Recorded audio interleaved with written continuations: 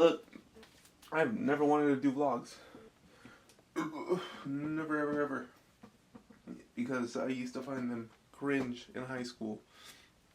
I used to.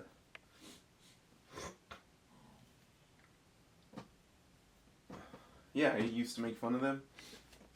I thought they were boring. I didn't see the point in them. I thought it was just some train everyone was gonna ride, and then in 4 years nobody was gonna really be making them. But I personally love vlogs now, and it's only a specific set of vlogs. Back in 2020, I had my little David Dobrik phase, and now I just like real, honest, authentic lashing. I mean, just a slash through societal norms and just being open about like emotions and friendships. You know, just vulnerability. Like, I just fucking love that. But, so that's kind of what I'm doing here. Just being open about what it is I'm going through, or open about the things that I think about, because, you know, we're in this state sometimes where I call it, I have an idea called the finger paintings analogy. You know, as a kid, you have these finger paintings that you make, and when you're done creating them, you show it to your mom and dad. And at first, they give you a lot of encouragement, you know, and it gives you excitement, making you want to create it more and more and more. And since there's now a frequency of you creating these finger paintings, the more you show it to mom and dad, the less encouragement you get. Unless you have like a fucking incredible mom and dad. So the more you start creating these finger paintings, they'll give you less and less encouragement. You know, oh, it looks good. Oh, until the point that they just don't really give you the attention anymore that you seek and want to be validated, you know? So once you don't attain that validation from them, you stop creating the finger paintings. And so you constantly just put them to the side. You have a Can you have a degree of certainty through all the uncertainty that you've dealt with or you've endured? That's an interesting question, because you've gone through so much uncertainty through your life that you have a degree of certainty that what it is that you're uncertain about will be fine. Like, there's certainty in the uncertain because of how often you've been uncertain. That's interesting. I kind of like that question. Yesterday, I was writing about success and how it's a horizon, not some sort of external thing that comes your way. And that kind of gives it a little bit more life because it adds another layer to it. You can be uncertain that the way it's going to go likely won't go in your favor, but you could also be certain that the uncertainty is going to be everything it takes in order to get to where you want to go most. Food for thought. We'll use the straps on the next one. Hopefully I don't just completely snap my wrist.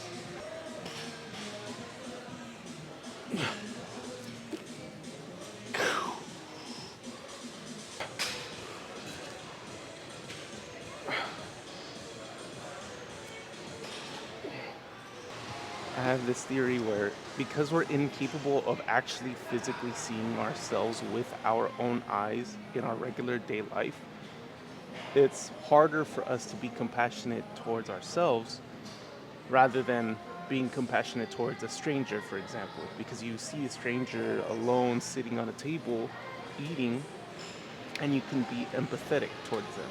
You can see, oh, they're alone, they're eating alone, this is sad. However, you don't see that for yourself.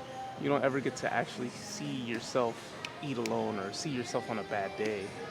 And so sometimes just looking at yourself through a camera, looking at yourself through a video, looking at yourself through a photo, you could actually give yourself a little bit more evidence. Not only evidence, but you can also provide yourself a little bit more compassion because you're doing the thing. you can put yourself at a little bit more ease because you're doing the thing. You're actually taking action. You're actually staying consistent. You're actually improving your form. Like you get a glimpse of yourself for once, and that's where that self-compassion starts to drive itself in. Crazy.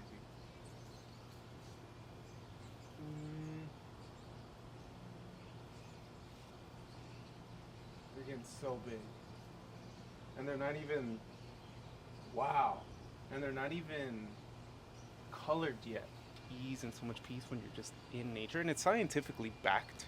You can look at all the research that you want to research, and even 5 to 10 minutes in nature, taking a walk, can reduce the amount of stress that you feel, reduce the amount of cortisol that you have in your body. It's literally crazy.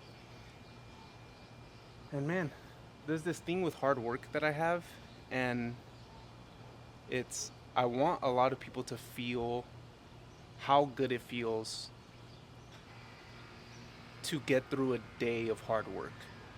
To get through a day where you wake up early in the morning, you go to the gym, and then you go to work right after the gym, and then you have a hard 8 to 10 hour shift, and then after work you go and you work on your business for a little bit, and then maybe you go to your second job, and then you get home and you're like, oh, like that day was brutal, but I put in all of my effort and I got through it. And there's this ease of mind because you're putting in everything that you possibly could and you're not leaving anything in the tank. And it's such a gratifying feeling knowing that today I wasn't a bitch. Today I put in everything I could. Today I didn't make any excuses. I didn't make any sort of excuse. I gave it everything that I possibly had. And laying down on this bed, on this pillow, is my gift, my reward. Because I know as soon as I close my eyes, I'm going to knock out for all the amount of work that I put in today. I just want them to feel that peace at the end of doing something hard that they relatively wouldn't have, and they relatively wouldn't have done themselves, but they decided to do. And relating it back to nature, there's this feeling that you get from being so caught up in nature and being away from all the bullshit and all the noise and all the screens that it's just different. And I feel like this is how we would have operated if we didn't have the screens nowadays. It's just good.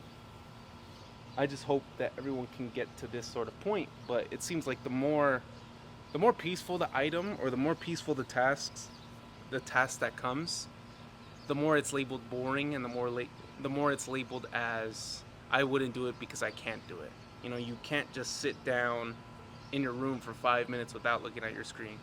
You can't just go outside to a park and look at the trees or look at the clouds. It seems like the more stress reducing tasks that we have available to us, the more it's labeled as boring or something we wouldn't want to waste our time doing.